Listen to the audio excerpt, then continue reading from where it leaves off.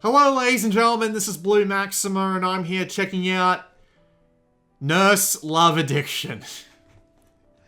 I do not know why I decided to play this, and I have played all the way through it, and just as proof that I can show you without having to actually spoil anything, there's the Platinum Trophy. Once again, why I played all the way through this, I have no idea. And, well, if I was going to sum up my feelings about this game in one word, meh. That's pretty much it, meh. But we'll get on to why that is shortly. I can't promise that this video won't have any spoilers in it, because to talk about this game in full, I really do need to talk about what the hell happens in the story. So let's just go have a quick look around before we do that. We do have a settings menu and all the basic stuff is here. I'd actually recommend turning the background music way down because it's really goddamn loud for some reason by default. I'll turn it up just a little bit to make sure it comes through properly. You do have the system sound, which is a little odd. You can have it just as like a regular sound, or you can use any of the characters that you've gotten to the good ending of, which is very odd. Also, you can use Asuka, which is what I've been using because I've been bored as shit. And it just kind of makes me laugh. And you can also turn off the individual voices. You can do the read skip settings and change the message display speed. What I'm going to do is I'm actually going to turn that down a bit, so that when I turn on the auto mode, it doesn't just go through all the text automatically. It does actually work alright. You can also turn on the system window transparency so you can read the text better. And you can turn off the touchscreen. But you don't really use the touchscreen for anything. You just use it for, like, navigating the menus. Nothing too out of the ordinary. Messages is kind of annoying. This is the sort of thing that they do with these sorts of games where they give you, like, little VA messages. The problem with it is that they don't subtitle them. So there's absolutely no point to them. Yeah, I don't know either. Music, memories, and photos are the music, obviously, the endings and the CG, and obviously the spoilers in all three of those, so we're not going to go into them. So we're going to just load my game up now. I've deleted all my save games. Just to be safe, there is a lot of weird shit that happens in this game. And we're going to load into this game here. I'm just going to put it on auto, and I'm going to start talking. So, let's do that. It's the L button, I believe.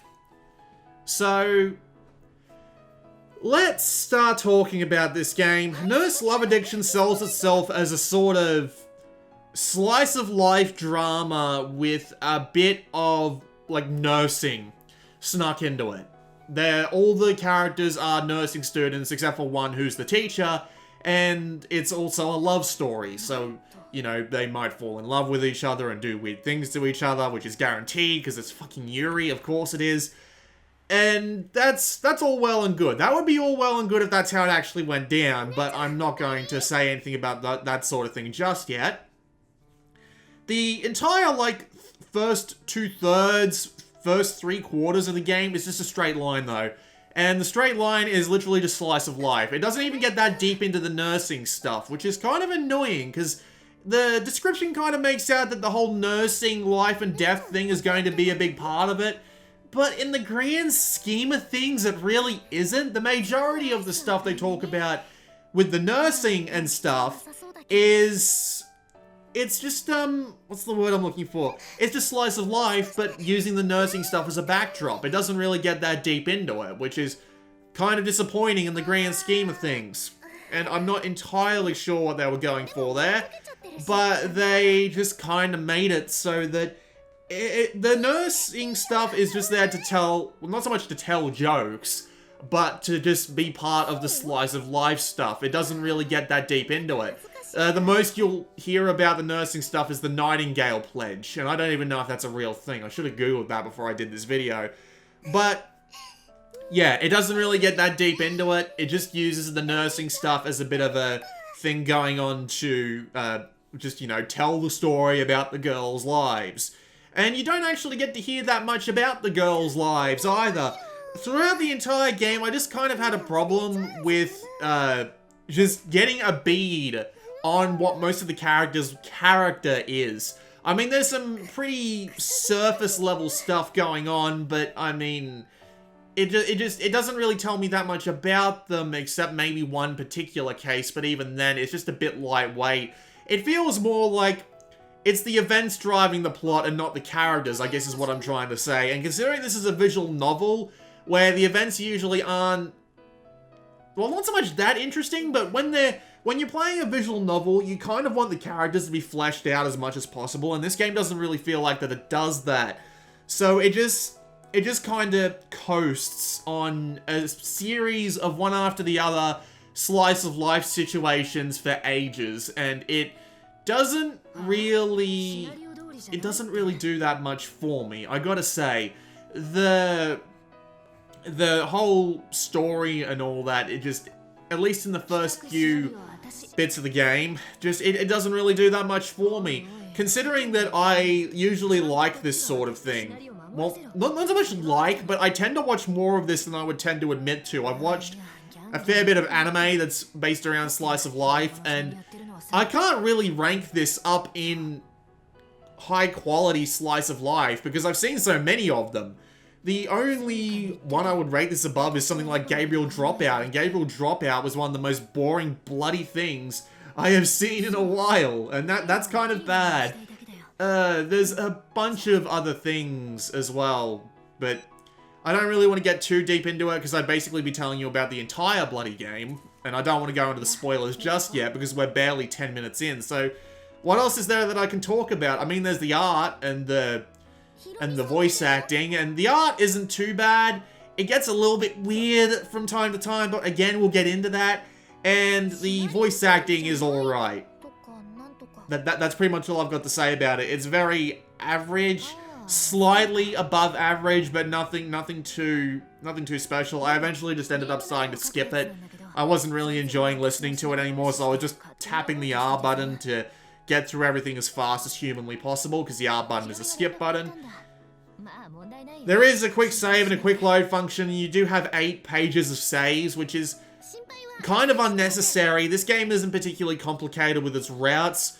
Again, it's literally just a straight line, and then the final quarter of the game is all the split off routes, and you only have 2 endings for each. However, this game is kind of annoying about that, because the way it works is the game expects you to get all the way down to the end of a route to the one final choice, and then select both of them to get all the trophies, because for some reason the game feels the need to give you a trophy specifically for making it to the end and then making the wrong choice at the very end.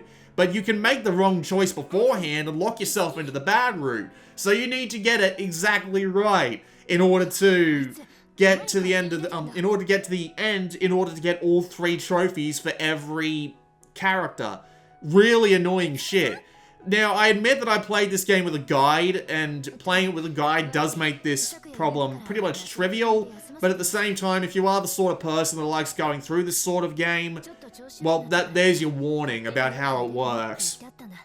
Overall playtime, well, again, I was rushing through it, more or less. Well, not so much rushing through it, but I wasn't sitting around and listening to all the voice acting or anything like that either, so... And I was also using a guide, so that would help. And it took me about 10 to 12 hours-ish. I'm not going to claim to know exactly how long I've been playing for, because the game doesn't have a bloody clock.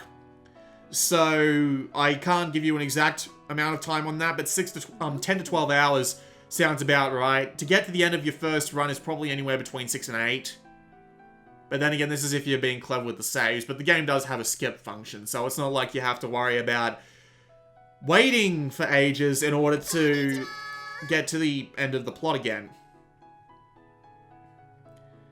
So yeah, the entire first 2/3, first 3/4 of the game is just a relatively dull slice of life, and depending on the order that you do the girls in, we're gonna have to start getting into spoilers now, because I don't think I can avoid it any longer, and I do actually want to talk about them, because, well, this game's a bit weird in that sense, and I do want to talk about it, so let's talk about that.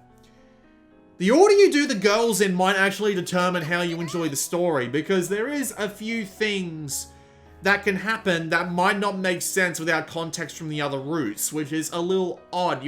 you would think they'd make it a little bit easier for you to go down the right route in order to get the story to go right.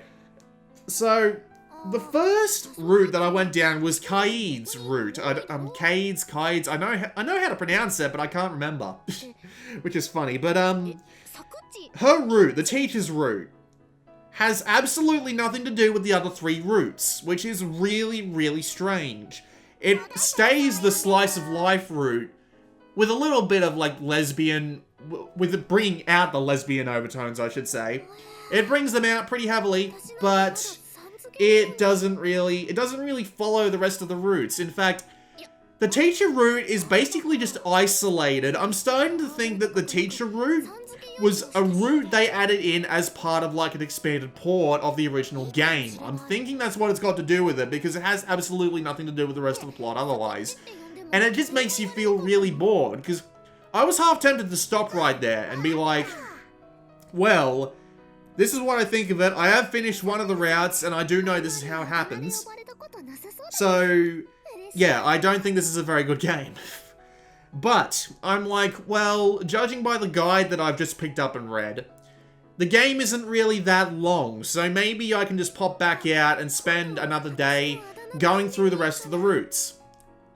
Jesus Christ! Like, that kind of came out of nowhere. So, the second route I did was with Now, which is the blue girl you see on, well, the blue clothed girl you can see on the left there. This isn't bloody Space Battleship Yamato. Yes, I did watch that recently. That was a fucking fantastic show. But, we went on her route. The game kind of hints that there's this little weird thing going on in the background. And I was thinking, oh, they'll just tie this little weird thing in as something to help explore the depth of the characters and maybe do a little bit of a thing on the whole nursing slice of life thing, right? Just as a little bit of an aside to add a little bit more depth and interesting development. No, it goes full on fucking sci-fi in the other 3 routes. It's really weird.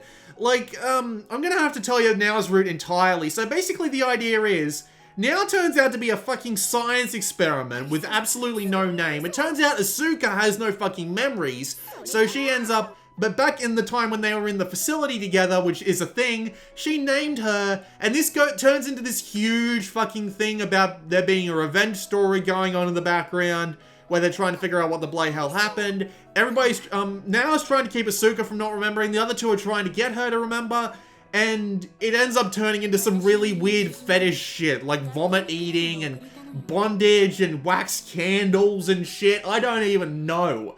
Even the bondage shit comes out of nowhere. I don't know what the fuck happened there, but it's just like, okay, we need to put bondage into the game somehow. Let's just put it at the end of the bad end. And by the way, figuring out which choices will get you the bad ending and the good ending is really difficult. So good luck with that. Yeah, it just goes full on weird sci-fi shit with weird powers and a big story going on in the background about a facility all the characters are trapped in, and that wasn't what I was expecting. Like, not even close. Like, now that you know this, go and read the game's description. Can you guess that it would end up being a sci-fi plot more than a bloody nursing plot? The nursing stuff just disappears out the window, by the way. It just goes away. Like, you don't hear anything about that. There's a bunch of stuff early on that makes you think the nursing stuff is going to develop into something else. Like, for example, the main character, Asuka, develops a relationship with a patient she meets in her training called Yuki, and Yuki ends up dying before, it's nothing really too over the top. And she has, like, a 30-second-ish emotional breakdown over it. And then Yuki never gets mentioned again. And there's a couple of other things like this too. And again, the nursing stuff just kind of seems to do the plot.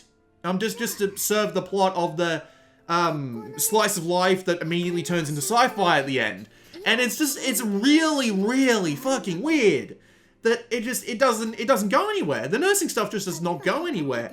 The other 2 routes, well, the route with Sakuya, who is the orange-haired girl. I'm actually going to skip forward a bit.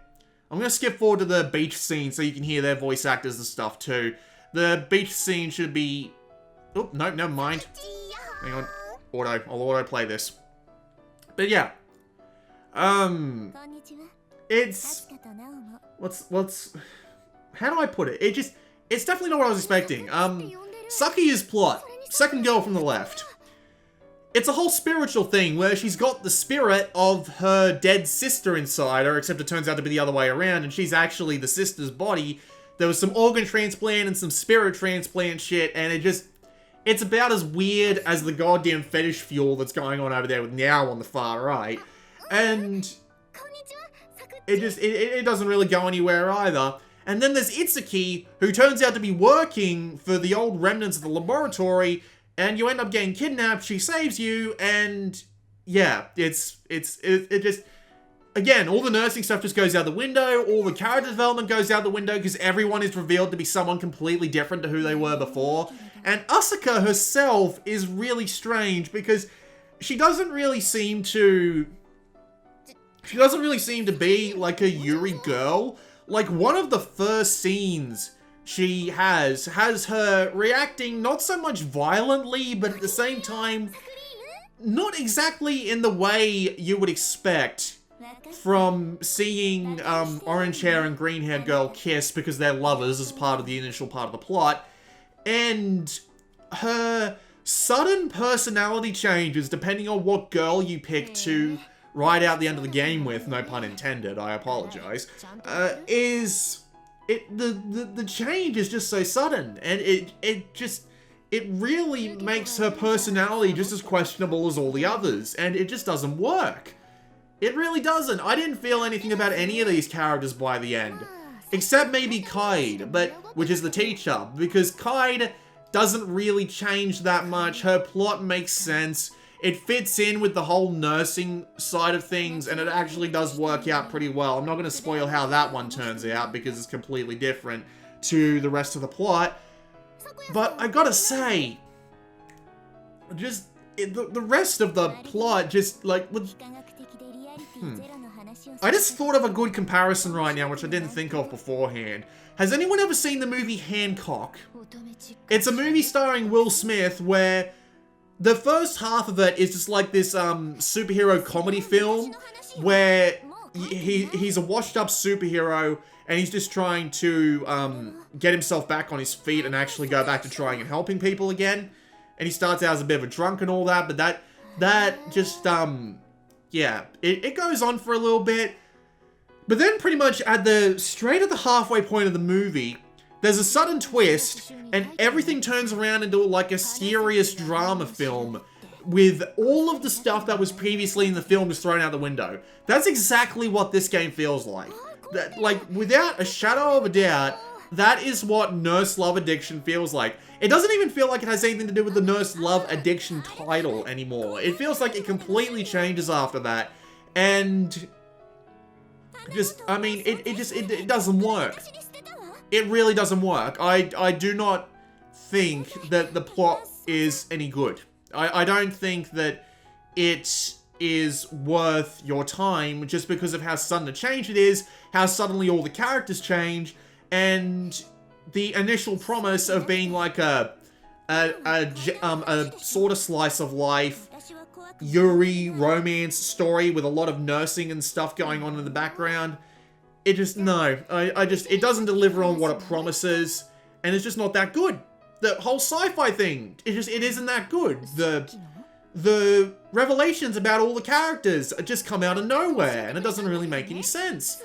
And it just, I don't like it. I really don't. I legitimately wasn't expecting that curveball, and it isn't a good curveball. It's the curveball that hits the catcher right in the face and breaks his nose. Oh, man. What else can I say about it? There aren't that many typos or anything like that, although I did notice one notable... Well, two notable exceptions, actually. One where the wrong character was referred to as the one who was speaking, and another one where some text goes off the screen. But those two were, like, individual events. And that is, that's pretty much it. Yeah, it's... I don't recommend it. I don't like it. I don't think it is worth your time to go through. It comes out of nowhere. I was amazed that this game has as high reviews as it does on the Visual Novel Database. It has, like, several 8s, 9s, a few 10s. And it doesn't deserve it. It really doesn't. It's such a massive change at that 2/3, 3/4 point. I cannot stress enough how big of a change it is, how sudden it is, and how much the plot just outright changes.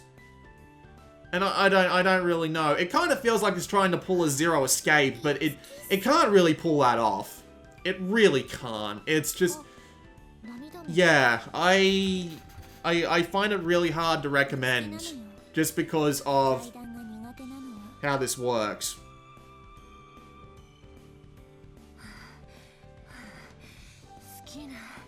There is one more thing to talk about, though. And that's the price. This game costs 40 bucks. Yeah. No. I don't know why they decided to make it cost 40. Is it because, the game started out as 40 on the PC? I don't even know, like, they didn't even advertise this game was coming out. We didn't know this game was coming until, what's the word? We didn't even know it was coming until we saw a bloody English trophy list, like less than a week before it came out.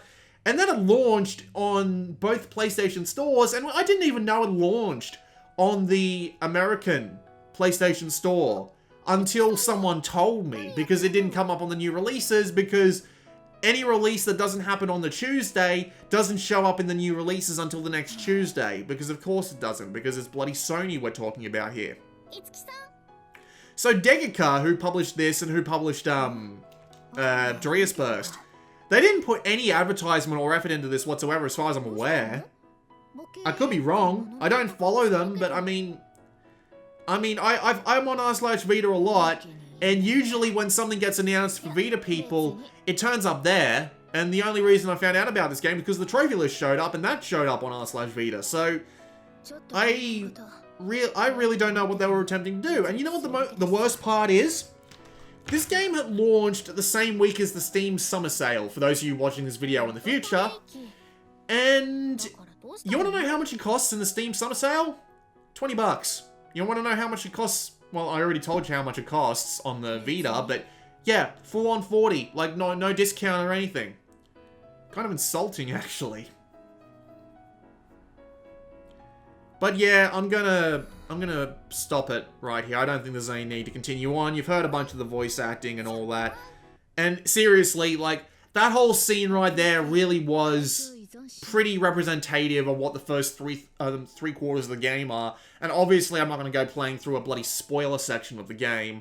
But yeah, it gets weird and it doesn't work. Not in the grand scheme of things. And I do not like it. I would not recommend it. They're, like, pretty much anything else on the Vita is worth your time more than this, I imagine. I mean, I haven't played the Otome games, and I don't plan on it because that's not my thing, but there you go. Wow, 24 minutes of ranting on this game, and I didn't even stop talking. Alright, whatever. This will do. This has been Blue Maxima, and I will see you all next time.